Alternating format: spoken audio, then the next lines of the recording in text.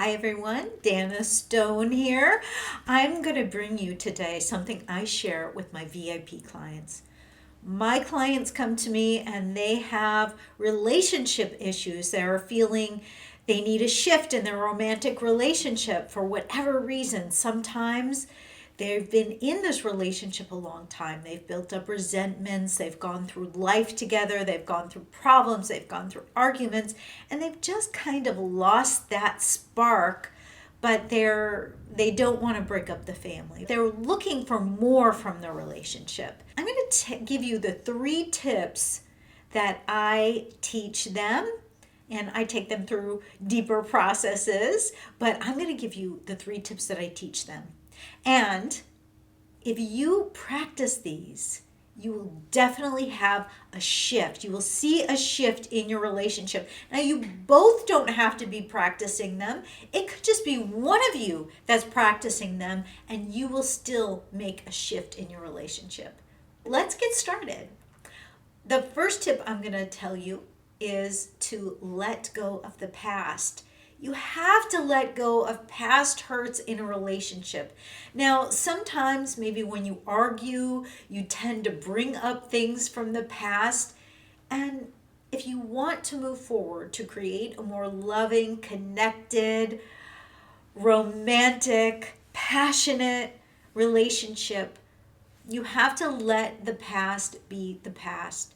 Because let's face it, 5 years ago, 10 years ago, 20 years ago, whatever it is, however long ago you're holding on to something that happened in your relationship, that everyone is constantly growing and changing and moving forwards in their life and in their awareness and in their consciousness. Where you are now is at a higher level of consciousness than where you were 5 years ago. And think about that. Think about the way you think now and the way you were thinking 5 years ago, and how much you've learned and how much you've grown. Think about 10 years ago, how much you've learned, how much you've changed in your life.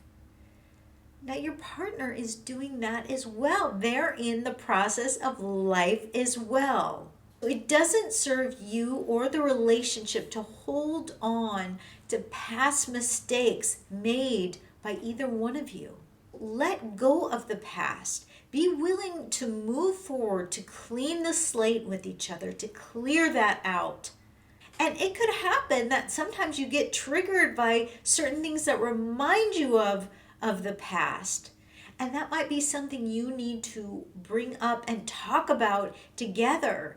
Tell your partner, it scares me when you do that, because when you used to do that, this is what happened. And allow them to reassure you. And also reassure your partner whenever you have the opportunity to reassure your partner that whatever happened in the past, you're willing to let go of. Ask them if they're willing to let go of some of the mistakes you made, and tell them that you are committed to moving forward in this relationship in a new, more connected, more loving way than ever before, if that's what you're wanting. And of course that's what you're wanting, because no one wants to be in a relationship when they feel stuck. They want to feel passionate. They want to feel good. They want to enjoy it. They want to have a great sex life in the relationship. And remember that your sex life starts in your mind. Sex always starts in your mind first. Maybe you're not feeling as attracted to that person as you once were. When you heal the connection, when you let go of some of the past, some of the old arguments, and you see them and you accept them, then you're able to start building that loving, connected relationship again. It's very important that you let go of the past if you want to stay in this relationship and bring it back to a place of passion and love. Number 2, fully see them. Wow. Be willing to really see them for who they are. That's what we all want. That's what we're all looking for. Part of the human experience is we want to be seen, we want to be valued, we want to be loved. And we definitely want that from our partner. Write a list, make a list of all the things that you love about them. What do you love about them? Look at that list, take things off that list, and tell them what you love about them. Tell them, I love what a great, fun partner you are and how sometimes you surprise me. Or I love that you're such a good, caring mother. You're so wonderful to our kids. Or I love that you're a loving father. You really are teaching our kids values. Or the way you show up for your friends. You're a very good provider. Or you're an excellent leader. Or I see that you bring the fun everywhere you go. Or you make me think about things on a deep level, and I really appreciate that. Whatever it is, whatever those things that's unique to them or that you appreciate about them, let them know. And let them know all the time. When you start focusing on what you appreciate about them, your own love and appreciation for them will grow. Because chances are, if your relationship is kind of in the need of some rescuing, maybe you've been focusing on what you don't appreciate about them, what bothers you about them, what annoys you about them. Maybe some of those things you at one time thought was really endearing, and now it made the flip. Really focus on their strengths and lift them up, because the more you recognize them for that, the more they'll want to show that to you. And this is not manipulation. This is making people feel good because you care about them. And at first, it might seem to them like, where is this coming from? What do they want? They might not fully trust it because maybe you haven't been recognizing that within them. Maybe you're not doing that currently. And so when you start, it might be a little confusing for them. But if you just keep doing it, they'll soften into it. And don't be upset if they're not doing it back to you. Oh, I'm saying all these great things, and can't they recognize that all my great attributes?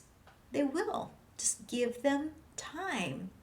And doesn't it just feel good to make them feel good? That is such an incredible gift you can give to your partner, is recognizing what's special, what's loving, what's incredible about them. Everyone just wants to be seen and heard. And that also means when they're telling you about their day or telling you about a problem, just being there for them, just listening and not trying to fix it all, just being there and listening, really listening, and putting yourself, trying to actually put yourself in their consciousness. Try to feel what they're feeling and what it feels like. Relate to them and have an understanding and compassion for them. That is incredibly endearing. Again, everyone really wants to be seen and heard.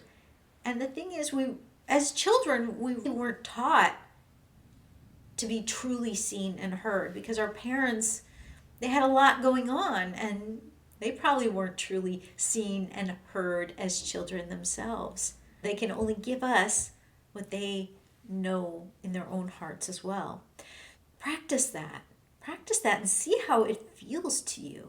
Watch how they respond to that as well. It will make a shift. Just that right there will make a big shift in your relationship if you start appreciating them, listening to them, and hearing them. That will be incredible for your relationship. If you're not seeing a change right away, just keep going with it. Keep going. The next one is set a vision of what you would love your relationship with your partner to look like. How loving and exciting and supportive would you like that relationship to be? Now, maybe if the relationship is lost a little bit of spark, what do you want a spark to look like in that relationship? Think back to when you just started your relationship and you had a lot of passion and love and desire. And what happens is we stop feeding that that relationship. We stop injecting our energy and our light into the relationship, and over time, it gets dull and things happen and you have unresolved arguments and resentment builds up. So how do you get that passion back as you have a vision, what you want to create in the relationship? What would you love that relationship to look like? Allow yourself, even if your relationship looks like it's so far from that right now, just do it anyway. What would you love that relationship to look like? What kind of passion, what kind of love, what kind of communication would you like to bring to the relationship? When you have your vision, what kind of energy do you need to bring to the relationship to create that vision? And I want you to step into the vision. So if you're living that vision with your significant other, and you're living that, and that relationship has the passion, the love, the support, all the things you want in that relationship, how do you greet them when you come home from work? How do you greet each other when you both come home from work? Or how do you wake up in the morning together?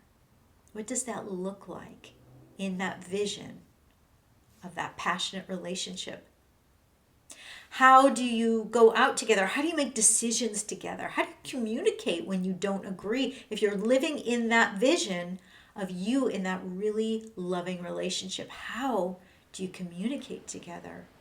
Do you hide things from each other and then expect someone else to know exactly what you want? No, you don't do that. You communicate. Now, step into that vision and start showing up like that is your relationship.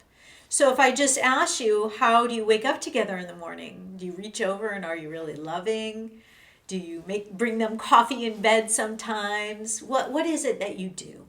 Start doing that now. Even though the relationship does not look like that vision, and maybe it has some strain in it and a lot of tension, even though it doesn't look like that, start showing up in the relationship as though you're in the relationship in that vision.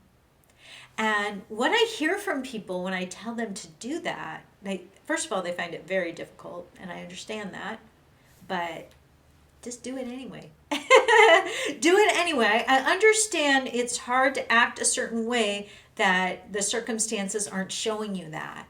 But if you keep acting this certain way of how you want to be in that relationship, the circumstances in the relationship can have a huge shift. This is incredibly powerful. I get that it's hard to do on your own. That's why people hire me to help them, and we look at that, and I hold them accountable to being that person. It turns out to be one of the best things they can possibly do for the relationship.